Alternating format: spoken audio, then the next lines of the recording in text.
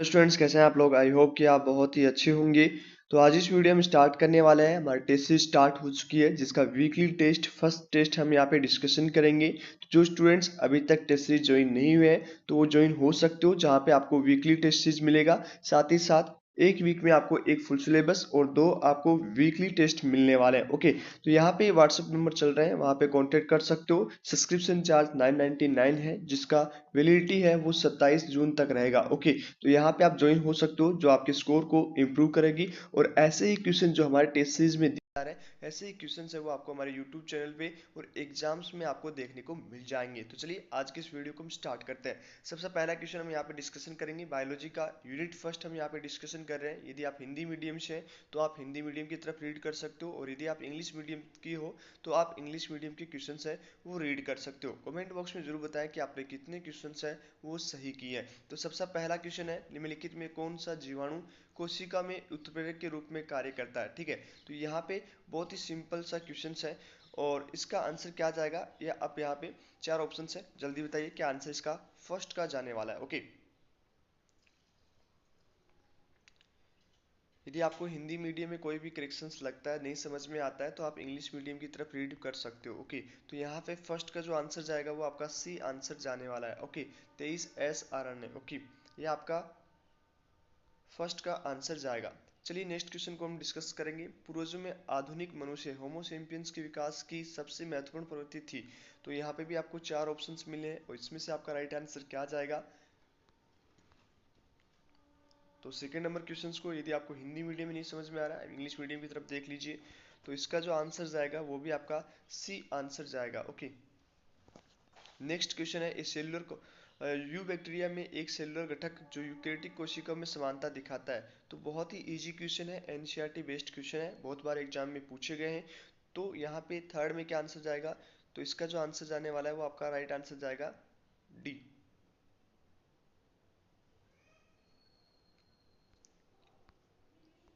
Next हम questions को discuss करेंगे। उत्परिवर्तन को प्रेरित किया जा सकता है, किससे किया जा सकता है।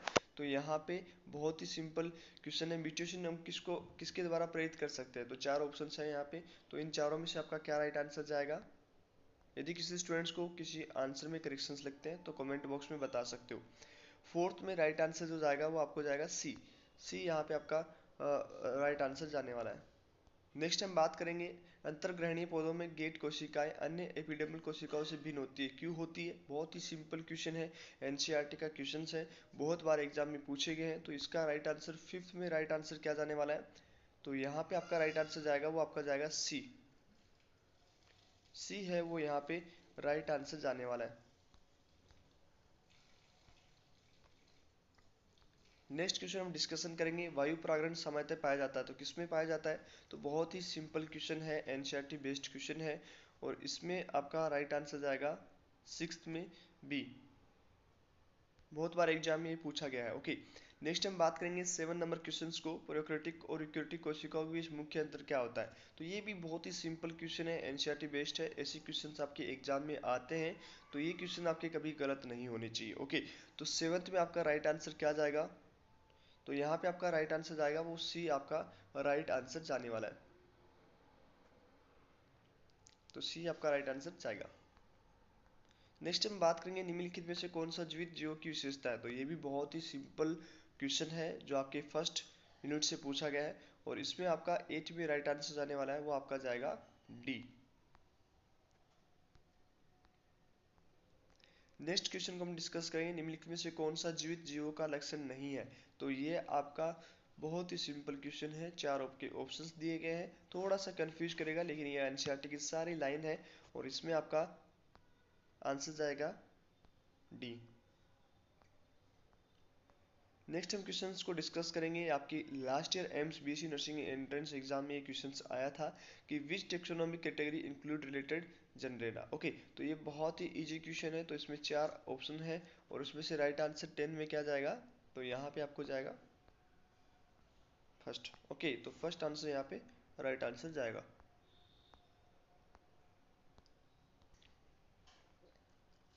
अब नेक्स्ट है सिंपल सा क्वेश्चन है, आम का वैज्ञानिक नाम क्या है। ओके, ये भी आपका एनसीईआरटी का क्वेश्चन है। ओके, बहुत ही सिंपल क्वेश्चन है, बहुत बार एग्जाम में आपको देखने को मिल जाएगा। तो 11th में आपका क्या राइट आंसर जाएगा? तो यहाँ पे आपको जाएगा, सभी स्टूडेंट्स को पता होगा कि इसका आंसर मेगिफेरा इंडिका इसका राइट आंसर जाएगा। ओके, नेक्स्ट है उच्चतम वर्गीकृत रैंक है। तो यहाँ पे भी आपको 4 ऑप्शंस दिए गए। बहुत ही सिंपल क्वेश्चन है, इससे लास्ट ईयर काफी एग्जाम में क्वेश्चन आए थे। तो आपका 12th में राइट आंसर क्या जाएगा? तो वो आपका राइट आंसर जाएगा ए।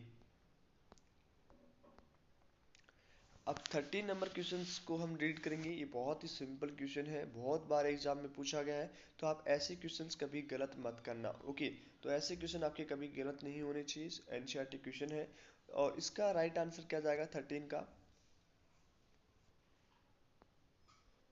तो 13 का आपका जो राइट आंसर जाने वाला है वो आपका राइट आंसर जाएगा ए। 14 नंबर क्वेश्चन को हम डिस्कशन करेंगे। तो ये भी सिंपल सा क्वेश्चन है कि 5 राज्य वर्गीकरण का प्रस्ताव किसने दिया? तो बहुत ही सिंपल क्वेश्चन है। तो इसके भी चार ऑप्शंस है, उसमें से आपको राइट ऑप्शन चुनना है। तो 14 में आपका जाएगा, वो जाएगा आर एच विक्टर। ये आपके एनसीईआरटी की लाइन है। तो ऐसे क्वेश्चन यदि आपके सामने आते हैं तो बिल्कुल आपके गलत नहीं होने चाहिए। ओके, नेक्स्ट है वर्गीकरण की सबसे छोटी इकाई है। तो वो भी बहुत ही इजी क्वेश्चन है। तो इस सीक्वेंस से मैक्सिमम क्वेश्चन पूछे जाते हैं किसी न किसी एंट्रेंस में। यदि आप कोई स्टेट बीएससी नर्सिंग की भी तैयारी कर रहे हो तो वहाँ पे आपको देखने को मिल जाएगा। तो इसमें आपका 15 में राइट आंसर क्या जाएगा? वो आपका जाएगा ए।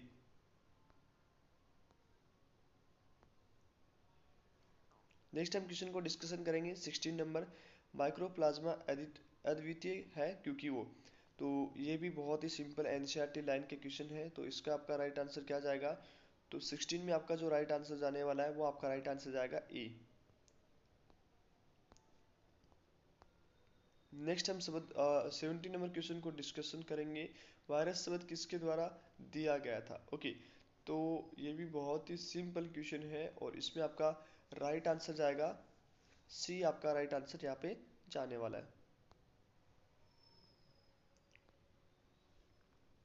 18 नंबर क्वेश्चन को हम डिस्कशन करेंगे। कवक अलैंगिक रूप से प्रजनन करते हैं। तो कैसे करते हैं? इसमें भी आपका बाइनरी फ्यूजन हो गया, ठीक है। बहुत ही इजी क्वेश्चन है, विखंडन हो गया।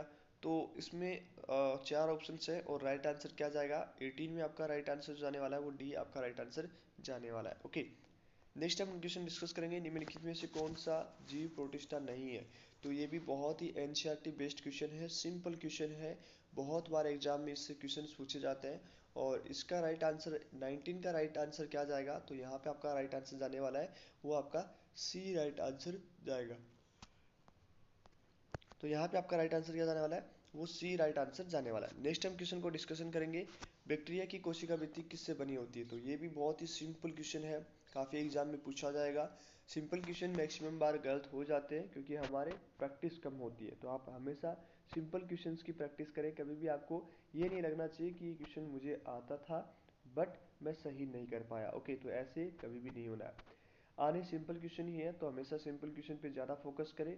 आप बड़े बड़े क्वेश्चंस पे ज़्यादा फोकस करते हो, उसमें से एक दो कोई क्वेश्चन आता है तो वहाँ पे वो सही हो जाएंगे। यदि उनको टाइम देते तो वो सही हो जाएंगे। बट ये सिंपल से क्वेश्चन है जो आपको कन्फ्यूजन कर देते हैं। तो 20 में आपका राइट आंसर क्या जाएगा? 20 नंबर क्वेश्चन में आपका राइट आंसर क्या जाने वाला है? तो वो राइट आंसर जाएगा सी।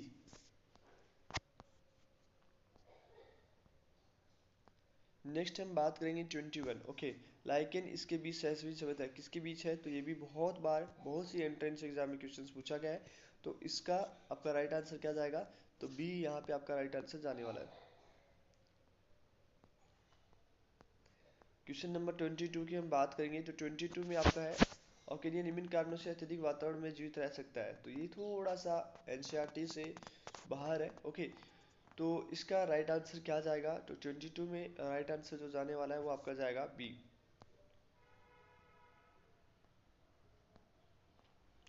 23 नंबर क्वेश्चन को हम डिस्कस करेंगे। वायरस को क्रिस्टलित किया जा सकता है, ये विशेषता अधिक इस प्रकार है, किस प्रकार है? तो यहाँ पे आपको 23 में क्या आंसर जाएगा? चार ऑप्शन है। यहाँ पे आपका राइट आंसर जाएगा 23 में वो आपका जाएगा बी। नेक्स्ट 24 को हम क्वेश्चन को डिस्कस करेंगे। लाल शैवाल में पाया जाने वाला मुख्य वर्णक है, ठीक है। The main pigment found in the red algae is, कौन सा है? क्लोरोफिल ए, क्लोरोफिल बी, ठीक है, जेंथोफिल। तो बहुत ही इजी क्वेश्चन है और इसमें राइट आंसर 24 में जाने वाला है वो आपका जाएगा सी।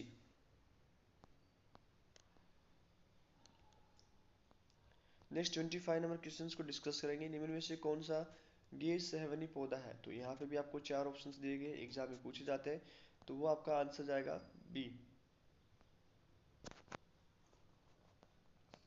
26 नंबर क्वेश्चन को हम डिस्कशन करेंगे। एंजियोस्पर्म को वर्गीकृत किया जाता है, किसमें किया जाता है? तो ये भी एकदम सिंपल क्वेश्चन है, एनसीईआरटी बेस्ड क्वेश्चन है, तो ऐसे क्वेश्चन आपके कभी भी गलत नहीं होने चाहिए। तो 26 में आपका आंसर जाएगा बी। 27 नंबर क्वेश्चन को हम डिस्कस करेंगे। तो निम्नलिखित में से कौन सा मादा प्रजनन संरचना के भीतर युग्मक एक भ्रूण के रूप में विकसित होता है? तो ये भी आपके चार ऑप्शंस है, इजी क्वेश्चन है लेकिन कंफ्यूजिंग क्वेश्चन है। यदि आप सही तरीके से नहीं पढ़ के जाओगे एनसीईआरटी तो ऐसे क्वेश्चंस आपके गलत हो सकते हैं, तो इन क्वेश्चंस को आपको ध्यान में देना है। अपनी प्रैक्टिस ऐसे करनी है कि आपको सिंपल क्वेश्चन कभी भी गलत नहीं होने चाहिए। 27 में आपका राइट आंसर जाएगा डी। 28 की बात करें, which of the following is not characteristics feature of the phylum कोडेटा। ओके, तो ये आपका राइट आंसर क्या जाएगा? निम्नलिखित में से कौन सा फाइलम कोडेटा की विशेषता नहीं है? तो इसमें भी आपके चार ऑप्शन हैं और इसमें राइट आंसर क्या जाने वाला है? तो 28 में राइट आंसर जाएगा सी। 29 की बात करें तो यहाँ पे भी एक सिंपल सा क्वेश्चन है जो एनसीईआरटी बेस्ड किया है। तो डेटा के बारे में पूछा गया कि विशेष कोशिकाएं होती है जिसे क्या कहा जाता है? तो ये भी थोड़ा सा एनसीईआरटी से लगभग लगभग जो है एनसीईआरटी से दिया गया है। 29 में आपका राइट आंसर जाएगा वो बी।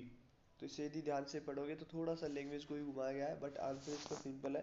तो एनसीईआरटी बेस्ड क्वेश्चन है, 29 में बी आपका राइट आंसर जाएगा।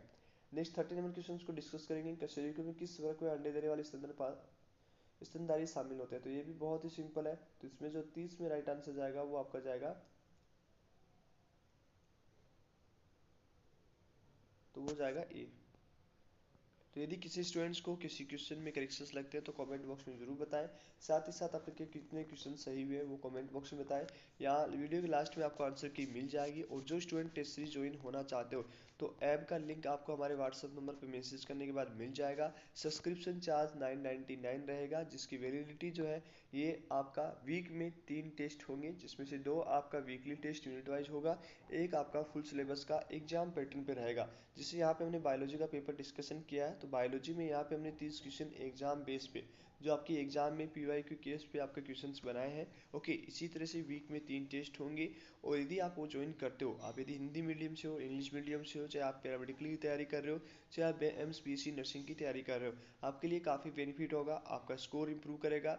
साथ ही साथ यदि आपको स्टेट बीएससी नर्सिंग एग्जाम भी प्रिपरेशन कर रहे हो तो यदि आप ये टेस्ट सीरीज ज्वाइन करते हो तो उसमें भी आपका स्कोर इंप्रूव हो जाएगा और एक टॉप कॉलेज में आप एडमिशन ले पाएंगे। एक अच्छे स्कोर के साथ आप अच्छी कॉलेज में एडमिशन ले पाएंगे। तो आज ही ज्वाइन कीजिए, व्हाट्सअप नंबर यहाँ पे दे रखा है। साथ ही साथ हमारा टेलीग्राम, इंस्टाग्राम और व्हाट्सअप ग्रुप ज्वाइन कर लीजिए। फ्री टेस्ट चाहिए आपको, सिर्फ वीडियोस चाहिए तो आप यूट्यूब को सब्सक्राइब कर लीजिए। यहाँ पे आपको वीक में 3 बार लिंक मिल जाएगा और सारी इन्फॉर्मेशन आपको मिल जाएंगी for AIIMS BSc nursing and paramedicals के लिए। तो आज इस वीडियो में इतना ही। जो स्टूडेंट ज्वाइन होना चाहता है वो स्क्रीन पे नंबर दिख रहे होंगे, वहाँ से आप जो है कॉन्टेक्ट कर सकते हो। मिलते हैं आपसे नेक्स्ट वीडियो में, तब तक के लिए बाय बाय, टेक केयर।